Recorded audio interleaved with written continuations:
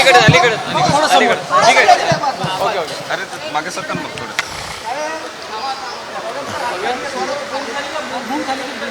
खाली कर खाली कर. नाना कांद्याच्या निर्यातीत 40% वाढ करण्यात आलेली आहे. त्यामुळे शेतकरी जो आहे संकटात सापडला आहे. अगोदरच दर नाही, त्यामध्ये कांदा नासण्याची सुद्धा शक्यता वाटते. विरोधकांकडून आक्रमक झालेले आहे. कांद्याचे जे निर्यात शुल्क वाढवले ते थांबवण्यात यावे अशी मागणी. भारतीय जनता पार्टी हे शेतकऱ्यांच्या जीवावरच बेतलेलं सरकार आहे. हे उद्योगपत्यांचं मुठभर उद्योगपत्यांचं हे सरकार आहे.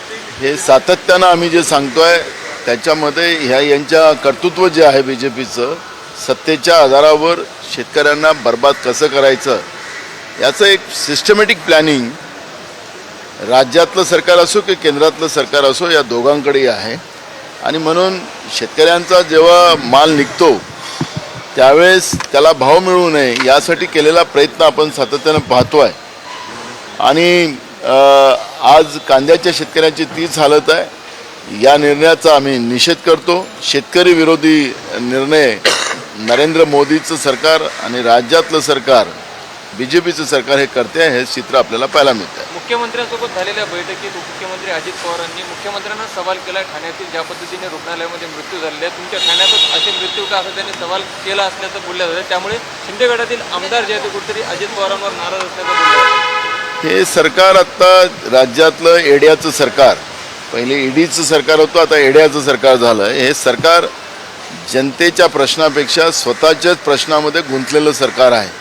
त्यामुळे महाराष्ट्राचं नुकसान होऊनच राहिलं, महाराष्ट्राच्या जनतेचं नुकसान होऊन राहिलं. महाराष्ट्राच्या विकासाला खऱ्या अर्थानं ब्रेक लावण्याचं काम महाराष्ट्रातल्या एड्याच्या सरकारनं केलेलं आहे. एक गोष्ट आपल्याला म्हणजे लूट कशी माजवली. आत्ता ST महामंडळामध्ये यांनी 5,000 बसेस खाजगी व्यक्तीकडून घेण्याचा निर्णय घेतला. 7 पार्ट्यांनी त्या ठिकाणी टेंडर भरलेले होते. 6 लोकांचे टेंडर त्यांनी रद्द करून टाकले. त्यांनी एकाला संधी दिली आणि एकाला संधी देत असताना ते इतके जास्त पैसे त्याच्यासाठी मोजून राहिलेत.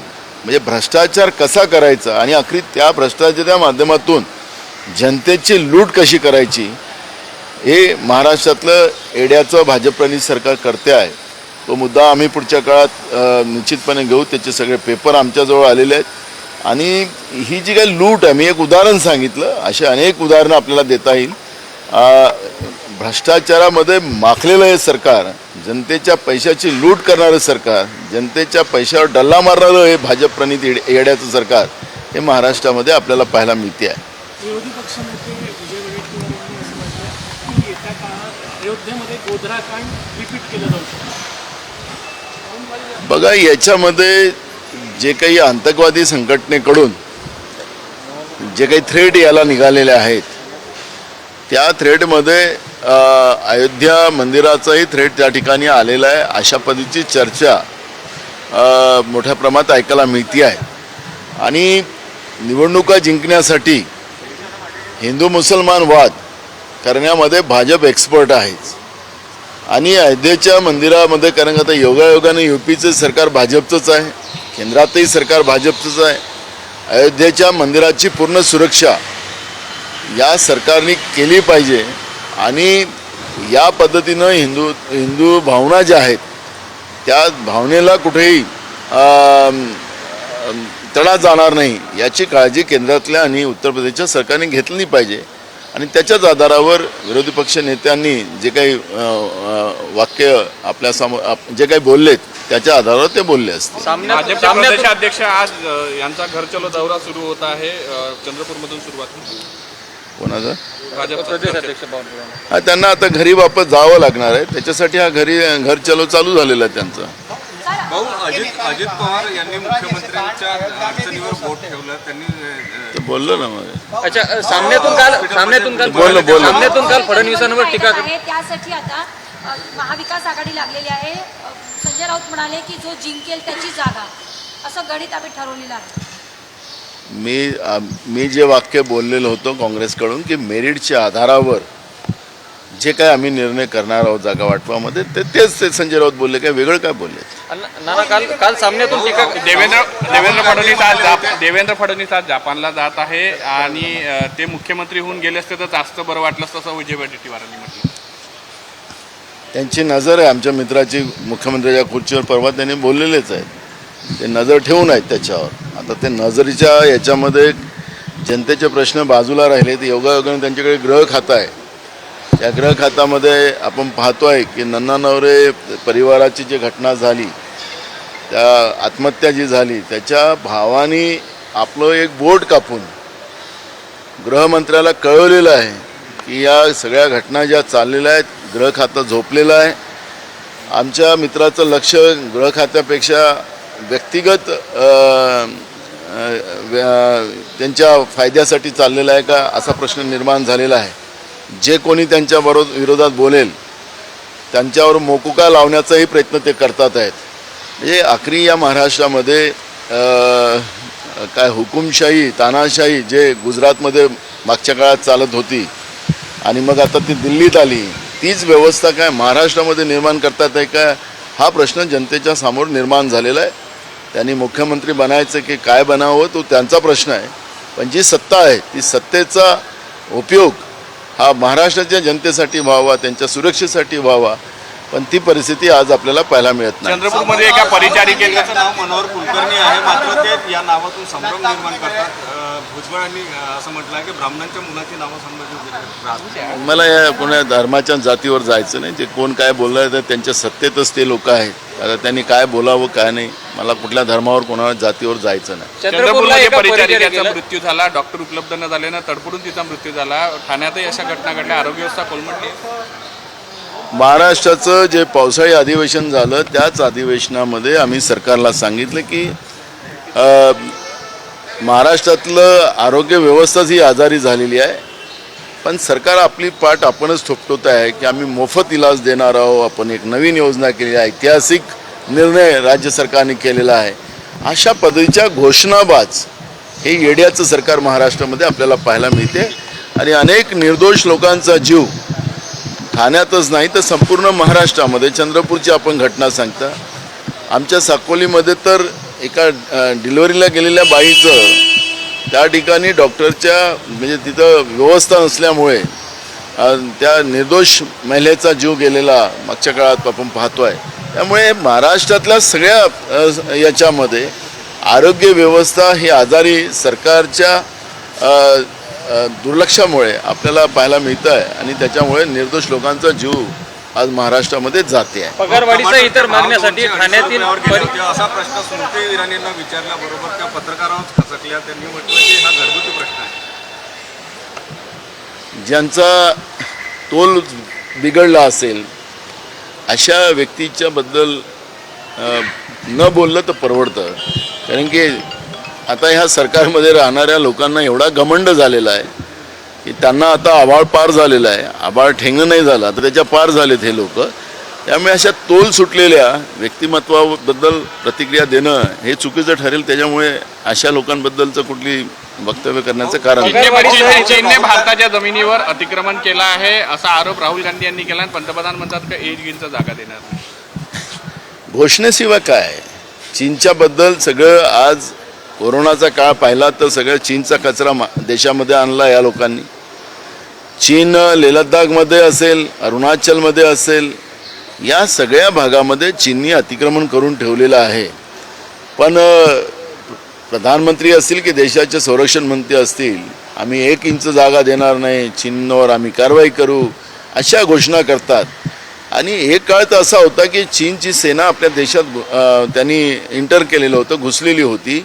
आणि दिल्लीतलं सरकार आणि 56 इंचीचे प्रधानमंत्री सांगत होते की आमच्या देशात ते आलेलेच नाही, आमच्या देशाची सीमा त्यांनी पार केलेली नाही.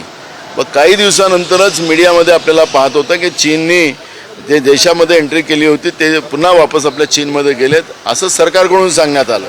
हे सांगायचं तात्पर्य असं की आज चीनच्या इशाऱ्यावर देशाचे प्रधानमंत्री चालतात आहे.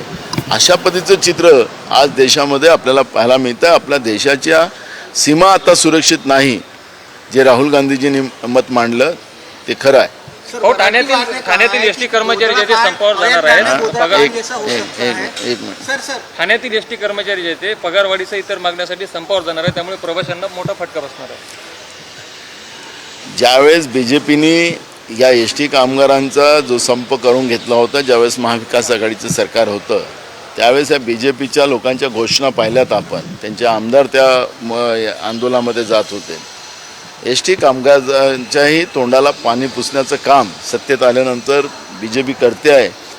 हे आता काही नवीन नाही. त्याच्यामुळे मी तुम्हाला सांगतो, प्रत्येक स्तरावर महाराष्ट्रातलं येड्याचं भाजपप्रणित सरकार हे कंप्लीट फेल झालेलं सरकार आहे आणि त्याचे सगळे परिणाम विविध स्तराच्या जनतेला भोगावं लागतात आहेत. त्याचं एकमेव कारण आहे की भ्रष्टाचार आणि भयानं निर्माण झालेले महाराष्ट्राचं जे सरकार आहे त्याचा परिणाम आज राज्यातली जनता भोगते आहे. काँग्रेसमधला एक मोठा नेता भाजपत जाणार आहे असं चर्चा सुरू आहे आणि चंद्रशेखर बावनकुळे म्हणाले की आमचा दुपट्टा तयार आहे. हे किती दिवसापासून चालू आहे? आजपासून नाही आहे. राहुल गांधींची यात्रा जेव्हा महाराष्ट्रामध्ये आली तेव्हापासूनच भाजपवाल्यांच्या कोल्ह्यांसारख्या ओरड्या चालू झालेल्या होत्या. हे कोल्ह्याची ओरड आहे. त्याच्यामुळे या कोल्ह्यांच्या ओरडीकडे लक्षात करू नका. काँग्रेस हे वाघ आहे आणि काँग्रेसच्या वाटं जायला आता भाजपला खूप वेळ लागणार आहे. वडेट्टीवारांनी असे म्हटले का सामन्यातून झालेली टीका नसून ते देवेंद्र फडणवीस यांच्या ज्या भावना आहे किंवा त्यांच्यावर जो झालेला अन्याय आहे तोच खरं तर सामन्यातून मांडण्यात. हो, याला जोडून सामन्याविरोधामध्ये बावनकुळे कोर्टात देखील जाणार असल्याचं बोलले. एक बघा, आता पेपरला बातम्या येणं किंवा TV चॅनलला बातम्या येणं हे आता चौथा स्तंभाचा अधिकार आहे. त्याच्याबद्दल एखादी बातमी विरोधात आली तर एवढा विरोध करायचं कारण आणि मग ह्या सगळ्या बातम्याच मॅनेज करून जेव्हा BJP पेपरला बातम्या टाकतं त्यावेळेस दुसऱ्यांचं काय दुखतं त्याच्यावर लक्ष नाही. त्यामुळे स्वतःच्या डोळ्यात बोट गेल्यानंतर जे दुखलं आता भाजपच्या ते त्यातून स्पष्ट होते. सगळं मीडियाच आमच्या ताब्यात आहे अशा पद्धतीचं वागण्याचं काम भाजप करते आहे आणि एखाद्या पेपरनी छापलं की ते दुखते.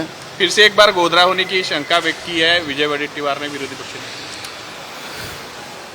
अयोध्या में जिस तरह से आतंकवादी संगठनों का जो बार बार उनकी धमकी आ रही है उसके बारे में जो चर्चा चल रही है, योगायोग में उत्तर प्रदेश की सरकार भी BJP की है, केंद्र में भी सरकार बीजेपी की है, नरेंद्र मोदी जैसे मजबूत प्रधानमंत्री जो अपने आप को कहते हैं वो है. तो हम लोगों का इतना ही कहना है कि अयोध्या में ऐसी कोई अनुचित घटना ना हो जिससे हमारे हिंदुओं की भावनाओं को ठेस पहुँचे, क्योंकि इनकी आदतें सबको पता है कि चुनाव के समय में हिंदू मुसलमान पाकिस्तान भारत ऐसे करने की जो BJP की स्टाइल है, इसी से लोगों ने भी सबक लिया है और इसी आधार पर हमारे अपोजिशन लीडर ने वो बात कही होंगी और बात सच है. सप्टेंबर में सरकार बदलने वाली है,